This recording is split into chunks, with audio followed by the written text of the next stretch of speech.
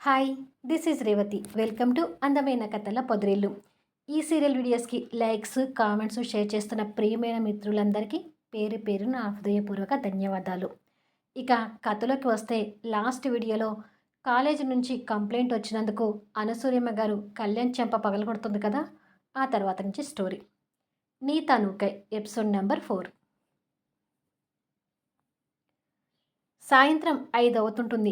మైథిలి పిల్లల మధ్య కూర్చొని ట్యూషన్ చెప్తూ కాలేజీలో తనకి కళ్యాణ్ మధ్య జరిగిన సంభాషణల్ని గుర్తు తెచ్చుకుంటూ ఉండగా వారిలో ఒక స్టూడెంట్ తెలుగుని బట్టి పడుతూ తనువు శరీరం తనువు శరీరం అని ఒకటే ఆ పదాలను చదువుతుంటాడు. మైథిలి ఆ పదాలకు భయపడుతూ, ఒరేయ్, వాటిని పట్టుకొని ఎన్నిసార్లు చదువుతావురా? వేరే పదాలు కూడా ఉన్నాయి కదా, వాటిని చదువు అంటుంది. ఈ తనువు అనే పదం గుర్తు ఉండటం లేదు టీచర్, అందుకే ఇన్నిసార్లు చదువుతున్నాను అంటాడు ఆ స్టూడెంట్. ఇప్పుడైతే ఆ పదాలని వదిలేరా, వేరే సబ్జెక్ట్ తీసి చదువు అంటుంది రిక్వెస్ట్ చేస్తున్నట్టుగా. సరే టీచర్ అని వాడు వేరే బుక్ తీస్తాడు. మైథిలి మాటలకి అక్కడే కూర్చొని చదువుకున్న చెల్లెలు చంద్రిక, తమ్ముడు సూర్య వింతగా చూస్తుంటారు. ఇలా టైం గడిచి నైట్ 10 అవుతుంది. కళ్యాణ్ ఆకలి తట్టుకోలేక బెడ్ మీద పడుకొని అటు ఇటు మెసులుతూ, గ్రాని ఏంటి భోజనం చేయమంటానికి కూడా రమ్మని పిలవడం లేదు, పోనీ ఆకలి అవుతుంది భోజనం పెట్టమని నేనే వెళ్ళి అడిగితే అని ఆలోచించుకొని, వద్దు, నేను అడగను, నేను వెళ్ళి అడిగితే నాకు నేను తక్కువ చేసుకున్న వాడిని అవుతాను అని అనుకొని, కానీ నేను తినకుండా ఉంటే గ్రాని కూడా తినదే, పైగా బీపీ షుగర్ ఉన్న మనిషి భోజనం చేయకుండా టాబ్లెట్స్ ఎలా వేసుకుంటుంది, గ్రాని కోసమైనా నాకు భోజనం పెట్టమని అడగాలి అని అనుకొని కిందికి వెళ్ళి, రావులమ్మ, గ్రాని ఎక్కడుంది అని సర్వెంట్ని అడుగుతాడు. భోజనం చేయమంటే వద్దని చెప్పి రూమ్లో పడుకున్నారు బాబుగారు అంటుంది రావులమ్మ. అనుకున్నాను ఇలాగే చేస్తుందని అని అనుకొని వాళ్ళ నాయనమ్మ ఉన్న రూమ్లోకి వెళ్తాడు. అనసూయమ్మ గారు అటువైపుగా తిరిగి పడుకొని ఆలోచిస్తుంటుంది. కళ్యాణ్ ఆమె వెనక్కి వచ్చి కూర్చొని తన భుజం మీద చూపుడు వేలుతో రాస్తూ, గ్రాని, నాకు బాగా ఆకలి అవుతుంది అంటాడు. కళ్యాణ్కి వెన్నుముఖంగా పడుకున్న అనసూయమ్మ గారు భుజం మీద రాస్తున్న మనవడి చేయి విదిలించి, ఆకలైతే వెళ్ళి తిను అంటుంది కోపంగా. అదేంటి గ్రాని డార్లింగ్, నువ్వు తినకుండా నేను ఎలా తింటాను అంటాడు. నా మాట విననప్పుడు నా కోసం భోజనం చేయకుండా ఉండటం ఎందుకు, అందుకే నువ్వు వెళ్ళి తిను అంటుంది అదే కోపంతో. ఎవరో అమ్మాయి కోసం నన్ను చెంప మీద కొట్టి పస్తులు పడుకోబెట్టాలని చూస్తున్నావేంటి గ్రాని, థర్డ్ పర్సన్ వల్ల మనం గొడవ పడటం ఏంటి, ప్లీజ్ గ్రాని, నాకు బాగా ఆకలవుతుంది భోజనం పెట్టు అంటూ రిక్వెస్ట్ చేస్తాడు. వెళ్ళి రాములమ్మని అడుగు, వడ్డిస్తుంది, కడుపు నిండా తిని పడుకో, నన్ను విసిగించకు అంటుంది కోపంగా. భోజనం పెట్టకుండా నువ్వే నన్ను విసిగిస్తున్నావు గ్రాని, బాగా ఆకలవుతుంది, ఇద్దరం వెళ్ళి తిందాం పదా అని ఆమె చేయి పట్టుకొని లాగుతుంటే అనసూయమ్మ గారు కోపంతో చేయి వెనక్కి తీసుకొని, నన్ను విసిగించకు, నా రూమ్లో నుంచి వెళ్ళి కళ్యాణ్ అంటుంది. ఈ మధ్య నీకు బాగా పొగరు ఎక్కువైంది గ్రాని, నీ ముద్దుల మనవడిని కూడా చూడకుండా ఆకలితో చంపుతున్నావు అని కోపంగా అక్కడి నుంచి బయలుదేరి అతని రూమ్లోకి వెళ్ళి బెడ్ మీద పడుకొని, తాత, అసలు నువ్వు ఏ లోకంలో ఉన్నావు, గ్రానీని వదిలేసి ఎందుకు వెళ్ళిపోయావు, నువ్వు ఉండి ఉంటే ఇద్దరం కలిసి గ్రాని పని చెప్పేవాళ్ళం కదా అని తిట్టుకుంటూ ఆకలితో అటుపక్కకి ఇటుపక్కకి తిరుగుతూ పడుకుంటాడు. చ, ఆకలితో నిద్ర పట్టడం లేదు అనుకుంటూ ఇటు పక్కకి తిరిగేసరికి అనసూయమ్మ గారు భోజనం ప్లేట్తో కనిపిస్తుంది. కళ్యాణ్ ఆశ్చర్యపోతూ, ఇప్పుడు నా మీద జాలి కలిగిందా డార్లింగ్ అంటాడు లేచి కూర్చుంటూ. ఏం చెయ్యనురా, నువ్వు పస్తులతో పడుకుంటే నేను మనశాంతిగా ఉండలేను, నీ బాధని చూడలేను, నువ్వు ఆకలితో ఎక్కువసేపు ఉండలేవని తెలిసే భోజనం తీసుకొచ్చాను అని మనవడికి ఎదురుగా కూర్చొని గోరుముద్దలు తినిపిస్తుంటుంది. నేను పస్తులుంటే నువ్వు తట్టుకోలేవని నాకు తెలుసు గ్రాని అంటూ కళ్యాణ్ కూడా నాయనమ్మకి భోజనం తినిపిస్తుంటాడు. అలా నాయనమ్మ మనవడు ఇద్దరు ప్రేమగా భోజనం తినిపించుకుంటారు. కొద్దిసేపటికి అనసూయమ్మ గారు వెళ్ళిపోతే కళ్యాణ్ పడుకొని మైథిలిని చూసిన ఫస్ట్ క్షణాలను గుర్తు చేసుకుంటూ, అబ్బా, నిద్ర పట్టకుండా డిస్టర్బ్ చేస్తున్నావే, ఇప్పుడే నీ ఇంటికి వచ్చి నీ పెదవుల మీద ముద్దు పెట్టి మొదటి కోరిక తీర్చుకోవాలని ఉంది అని అనుకుంటాడు. అప్పటికి టైం 12 అవుతుంది. మైథిలి చెల్లెలు తమ్ముడు పక్కన పడుకొని నిద్రపోతుంటుంది. కళ్యాణ్ నిదానంగా ఆ రూమ్‌లో ప్రవేశించి పక్కన వాళ్ళు నిద్రపోతుంది చూసి, తిరిగి ఆదమర్చి నిద్రపోతున్న మైథిలిని చూసి, కోరికగా తన పెదవుల వైపు చూస్తూ, నిదానంగా తన మీదకి వచ్చి, చటుక్కున తన పెదవులందుకొని గాఢంగా ముద్దాడుతుంటాడు. ఒక్కసారిగా మైథిలి ఉలిక్కి పడుతూ చెమటలతో లేచి కూర్చుంటుంది. భయంతో రూమ్‌ని చుట్టూ చూసి, కళ్యాణ్ లేడని నిర్ధారించుకొని, గట్టిగా ఊపిరి పీల్చుకొని, ఇది కలనా? ఇంకా నయం నిజమనుకొని భయపడ్డాను అని అనుకొని పక్కన ఉన్న బాటిల్ అందుకొని వాటర్ తాగి బాటిల్ పక్కకు పెట్టి పక్కన నిద్రపోతున్న చెల్లెలు తమ్ముడు వైపు ప్రేమగా చూసి వాళ్ళకి దుప్పటి కప్పి తిరిగి తను కూడా పడుకొని ఆలోచిస్తూ నేను ఇలా భయపడకూడదు. కళ్యాణ్‌ని ధైర్యంగా ఎదుర్కోవాలి. నాతో ఇలా ప్రవర్తిస్తున్న కళ్యాణ్‌కి గట్టిగా బుద్ధి చెప్పాలి. రేపు సండే కాబట్టి కళ్యాణ్‌తో బాధ లేదు. ఇంటి దగ్గరే ఉండొచ్చు. రేపు పిన్ని, శ్రేయ వస్తానన్నారు కదా! వాళ్ళు ఇప్పటికి కూడా నన్ను పరాయి దానిలాగే చూస్తున్నారు. శ్రేయకైతే నేను అస్సలు నచ్చడం లేదు అని బాధపడి ఇలా రకరకాల ఆలోచనలతో ఎప్పటికో నిద్రపోతుంది.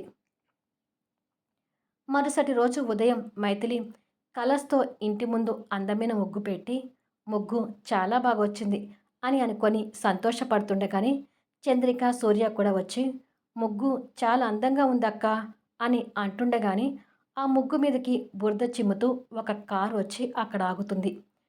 ముగ్గు మీద బురద పడి ముగ్గు అంతా చెరిగిపోతుంది. చంద్రిక, సూర్య చెరిగిపోయిన ఆ ముగ్గుని చూసి కోపం తెచ్చుకుంటూ కారు వైపు చూసేసరికి రాజేశ్వరి గారి చెల్లెలు మల్లిక పొగరుగా కారు దిగుతుంటుంది. అంతకన్నా పొగరు, అహంకారంతో ఆమె కూతురు శ్రేయ డ్రైవింగ్ సీట్‌లో నుంచి సగం ఒళ్ళు కనపడేటట్టుగా మోడ్రన్ డ్రెస్‌తో స్టైల్‌గా కారు దిగి, కళ్ళకు ఉన్న గాగల్స్‌ని అంతే స్టైల్‌గా తల మీదకి నెట్టి మైథిలి వైపు అహంకారంతో చూస్తుంటుంది. సూర్య అంతే కోపంగా చూస్తూ, "వచ్చారమ్మా అమ్మా బిడ్డ మా అక్కని కాల్చుకొని తింటానికి" అని మనసులో అనుకుంటుండగా, మల్లిక చెదిరిపోయిన ముగ్గుని చూసి, "అయ్యో! కష్టపడి వేసిన నీ ముగ్గుని మా బేబీ చెడగొట్టిందట్టుందే. పోనీలే మళ్ళీ కష్టపడి ఆ ముగ్గు వేసుకో మైథిలి" అని అంటుంది వెటకారంగా. శ్రేయ మైథిలి వైపు పొగరుగా చూస్తూ, "అంతకన్నా ఇంకేం చేస్తుందిలే మామ్. చచ్చినట్టు ముగ్గు వేసుకుంటుందిలే" అని అంటుంది. చంద్రిక వాళ్ళ మాటలకు కోపం తెచ్చుకుంటూ, "మీకు చెడగొట్టడం, పాడు చేయటం మామూలే కదా! ఎప్పుడు చూసినా మీ మాటలతో అక్క మనసుని పాడు చేస్తారు. అయినా మా అక్క అవేమి పట్టించుకోకుండా వదిలేస్తుంది.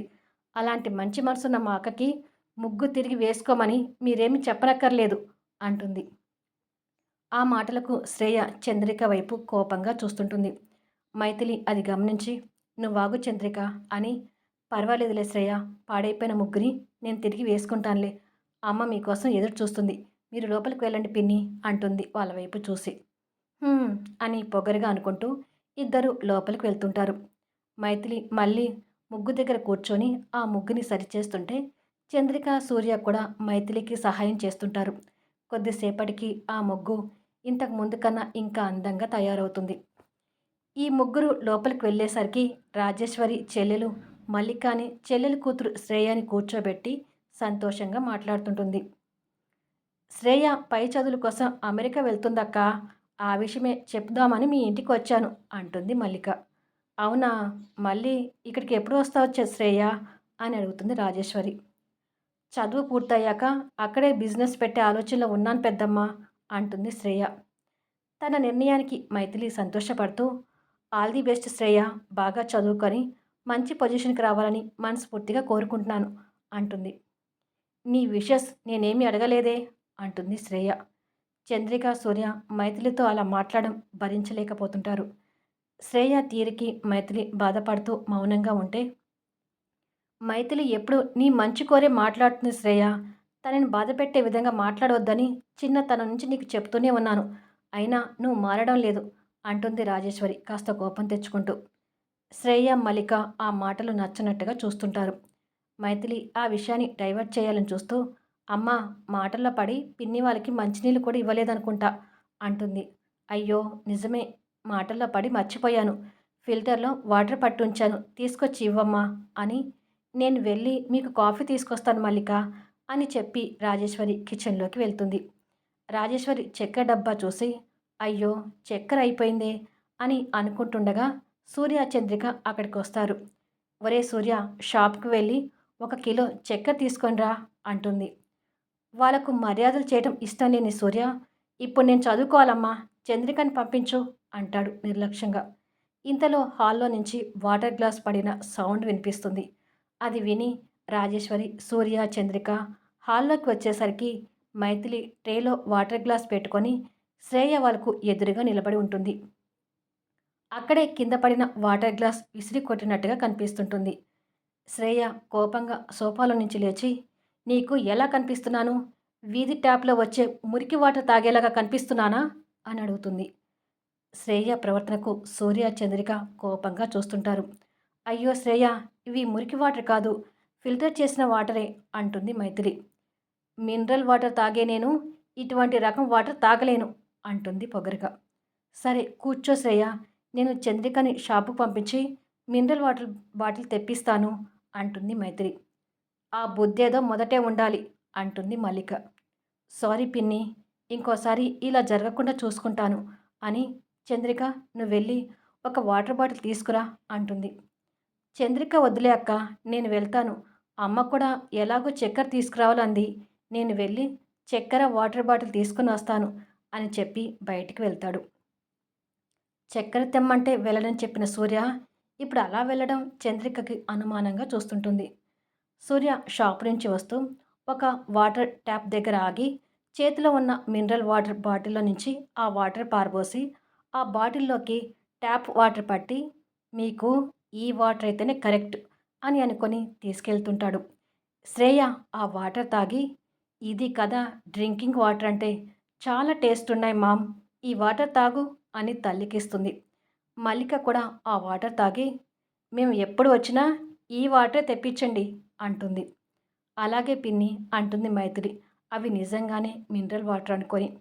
సూర్య వాళ్ళని వెటకారంగా చూస్తూ వీధి ట్యాప్ వాటర్కి మినరల్ వాటర్కి తేడా తెలియని మొహాలొచ్చి మా ఇంట్లో బిల్డప్ కొడతారు అని మనసులో తిట్టుకుంటాడు. చంద్రిక సూర్య వైపు చూసి ఏం చేశావు అని సైగ చేస్తుంది. సూర్య అతని కళ్ళతో సైగ చేసింది చెప్తాడు. చంద్రికకి అది అర్థమై నవ్వొస్తుంటుంది. ఇష్, అమ్మకి అక్కకి తెలియనివ్వకు అని మళ్ళీ సైగ చేస్తాడు సూర్య. అలాగే అని తమ్ చూపిస్తుంది. కొద్దిసేపటికి మల్లిక, శ్రేయ కాఫీ తాగి మళ్ళీ మైథిలిపై తమ అక్కుసుని చూపిస్తుంటారు. ఏంటో అక్క నీ మంచితనం, పిల్లలు లేరని బాధపడే నీకు ఈ మైథిలి చెట్ల పొదల్లో పసిబిడ్డగా కనిపించిందని బావగారు నువ్వు తీసుకొచ్చుకొని పెంచుకోవడం మొదలుపెట్టారు. అంతవరకు మంచిదే. కానీ మీకు పిల్లలు పుట్టిన తర్వాతేనా ఈ మైథిలిని ఈ అనాథ శరణాలయంలో వదిలేసి రమ్మంటే వినలేదు. చంద్రిక, సూర్యతో పాటు సమానంగా పెంచుకుంటూ వచ్చారు. పోనీ ఏ 10th క్లాస్ వరకో చదివించి కుట్లు అలికలు నేర్పించి ఊరుకుంటారేమో అనుకుంటే ఇప్పుడు తనని ఎంబీఏ చదివిస్తున్నావు. రేపు ఉద్యోగం రాగానే ఎవరినో కట్టుకొని పోతుంది కానీ మిమ్మల్ని పట్టించుకుంటుందని గ్యారంటీ ఏమైనా ఉందా? ఎంతైనా మన సొంత పిల్లలు అనేది వేరు, బయటి పిల్లలనేది వేరు కదా అని దీర్ఘాలు తీస్తుంటుంది మల్లిక. తన మాటలకు మైథిలి బాధపడుతున్నా ఆ బాధని పైకి కనపడనివ్వకుండా ముభావంగా ఉంటుంది. రాజేశ్వరి కోపంగా చూస్తూ మైథిలి గురించి అలా మాట్లాడొద్దని మీకు ఎన్నిసార్లు చెప్పాలి? ఇక మీ ధోరణి ఎప్పటికీ మారదా? ఆయన ఉన్నప్పుడు ఆయనైనా నేనైనా మైథిలిని పరాయి బిడ్డగా ఎప్పుడూ చూడలేదు. చిన్నతనంలోనే నీ మాటల ధోరణి ద్వారా మైథిలికి మేము కన్న తల్లిదండ్రులు కామని తెలిసేలా చేశావు. అయినా మైథిలి మమ్మల్ని కన్న తల్లిదండ్రులుగాని భావిస్తూ వస్తుంది. అది మైథిలి మంచితనం. మమ్మల్ని, మైథిలిని వేరుగా చూడటం ఇకనైనా మానేస్తే మంచిది. వచ్చినప్పుడల్లా ఏదో ఒకటి మాట్లాడి మైథిలిని బాధ పెడుతూనే ఉంటావు. అది మానుకుంటే మంచిది అంటూ వార్నింగ్ ఇస్తుంది రాజేశ్వరి. అయ్యో అక్క, నేను ఇలా మాట్లాడేది సూర్య, చంద్రికల మంచి కోసమే. నీకేమో ఈ ఇల్లు తప్ప వేరే ఆస్తులు లేవు. రేపు మైథిలికి ఈ ఇల్లు కట్టబెట్టి పెళ్లి చేస్తే సూర్య, చంద్రికల భవిష్యత్తు ఏం కావాలో ఆలోచించు అంటుంది.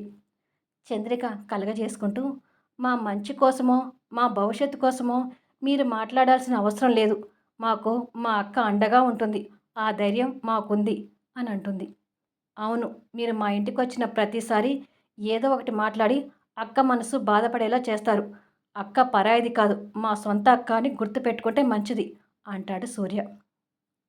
మైథిలి కలగ చేసుకుంటూ, ఏంటి సూర్య ఇది? పెద్దవాళ్ళతో ఇలాగేనా మాట్లాడేది? ఎవరో పరాయి వాళ్ళంటే బాధపడాలి కానీ, మన పిన్నే కదా ఇలా మాట్లాడింది అని.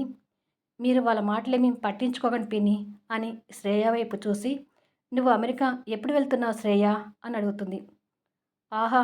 అనాల్సినవన్నీ అనిపించి, ఇప్పుడేదో మంచిదానిలాగా కవర్ చేస్తుంది చూడు మామ్. అందుకే నేనిక్కడికి రానన్నాను అంటుంది శ్రేయ. ఎందుకు శ్రేయ అలా మాట్లాడతావు? నువ్వు నన్ను అక్కగా చూడకపోయినా, నిన్ను మాత్రం నా చెల్లిగానే చూస్తున్నాను. అసలు నేనంటే నీకెందుకు పడదో నాకు అర్థం కావడం లేదు అంటుంది మైథిలి. ఆ మాటలకి శ్రేయ మనసులో కోపంగా అనుకుంటూ, ఎందుకంటే మన బంధువులందరూ నా చదువు గురించి, నా అందం గురించి, నా తెలివితేటల గురించి మాట్లాడుకోవాలనుకుంటాను. కానీ నువ్వేమో నా ప్రతి విషయంలో డామినేట్ చేస్తూ వెళ్తున్నావు. ఏ ఫంక్షన్‌కి వెళ్ళినా మన బంధువులందరి నోలలో నీ పేరే నానుతూ నీ మంచితనం గురించి చెప్పుకుంటూ ఉంటారు. అది చూస్తుంటే నీ మీద ద్వేషం కలుగుతుంది. ఎలాగైనా నిన్ను ఈ ఇంటి నుంచి వెళ్ళగొట్టాలనుకుంటే ఈ ముగ్గురు కలిసి నీ జపం చేస్తుంటారు.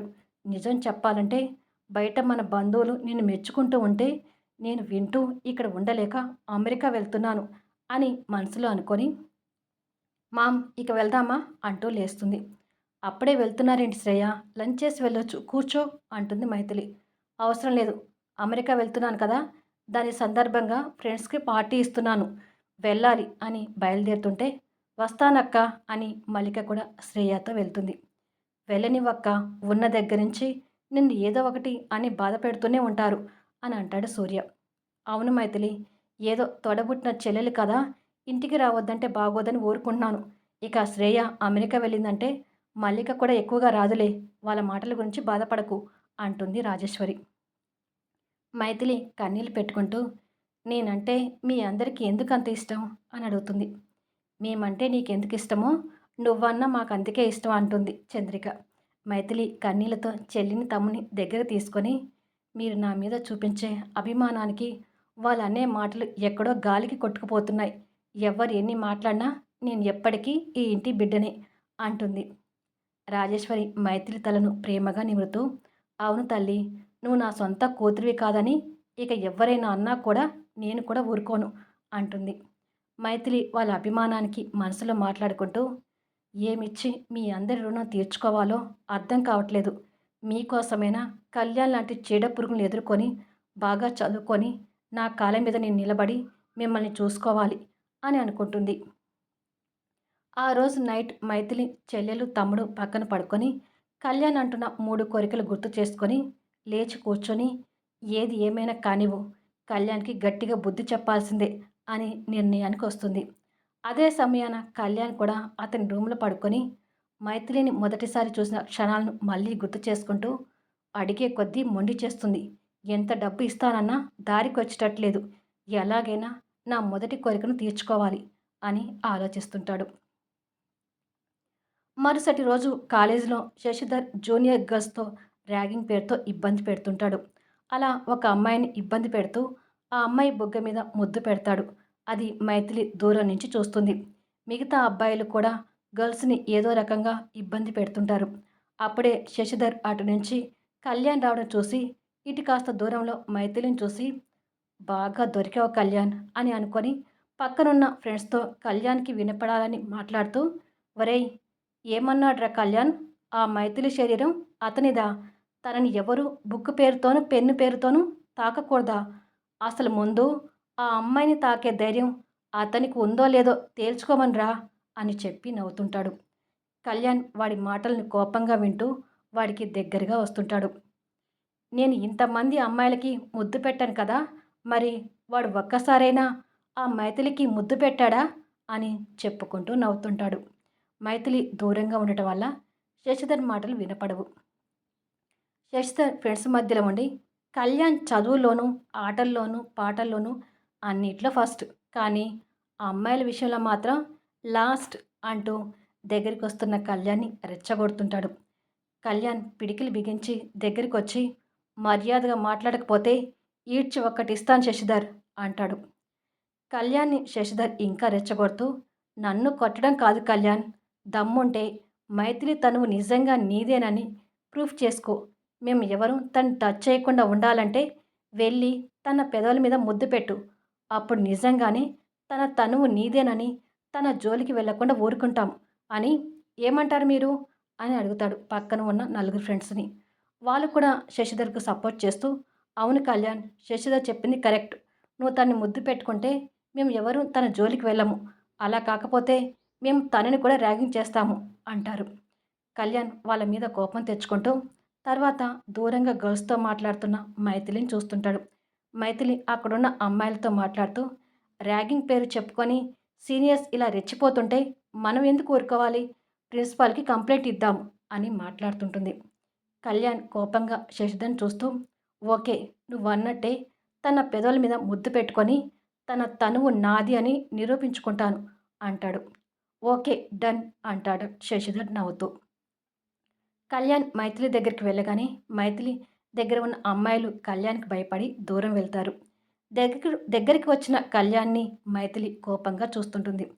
కళ్యాణ్ తన వైపు సూటిగా చూస్తూ నాకున్న 3 కోరికలలో ఫస్ట్ కోరికని ఇప్పుడు తీర్చుకోవాల్సి వస్తుంది అంటాడు.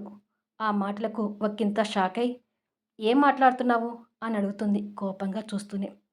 ఇక్కడ బాయ్స్ ఎవరు, ముఖ్యంగా ఆ శశిధర్ నీ జోలికి రాకుండా ఉండాలంటే నేను నీ పెదవుల మీద ముద్దు పెట్టాలి మైథిలి అని ముందుకు వస్తుంటాడు. మైథిలి భయంతో వెనకకి అడుగులు వేస్తూ డోంట్ టచ్ మీ కళ్యాణ్, నన్ను తాకాలని చూస్తే ఊరుకోను, నా సహనానికి పరీక్ష పెడితే మర్యాద తప్పి ప్రవర్తిస్తాను అంటుంది. ఏం జరుగుతుందా అని శశిధర్ అతని గ్రూప్ మిగతా స్టూడెంట్స్ కూడా చూస్తుంటారు. కళ్యాణ్ అంతే ముందుకు వెళ్తూ నువ్వు కాసేపు కళ్ళు మూసుకుంటే చాలు, నా పని నేను చేసుకుంటాను అని తనని పట్టుకొని పెదవుల మీద ముద్దు పెట్టుకోబోతుంటాడు. ఆ చర్యకి మైథిలి భయపడుతూ సహనం కోల్పోయి కళ్యాణ్ని వెనక్కి తోస్తుంది. ఆ పరిణామానికి కళ్యాణ్ ఆశ్చర్యంగా చూస్తుండగానే మైథిలి కోపంతో కళ్యాణ్ దగ్గరికి వచ్చి కాలుకు ఉన్న చెప్పు తీసి కళ్యాణ్ చెంపన కొడుతుంది. మరి ఈ పరిణామం ఎలాంటి పరిస్థితులకి దారితీస్తుందనేది చూడాలి. ఈ వీడియోపై మీ అభిప్రాయాలు తెలుపుతూ కామెంట్స్ ఇవ్వండి. అలాగే లైక్స్ ఇచ్చి వీడియోని ఎంకరేజ్ చేయండి. మళ్ళీ నెక్స్ట్ ఎపిసోడ్లో కలుద్దాము.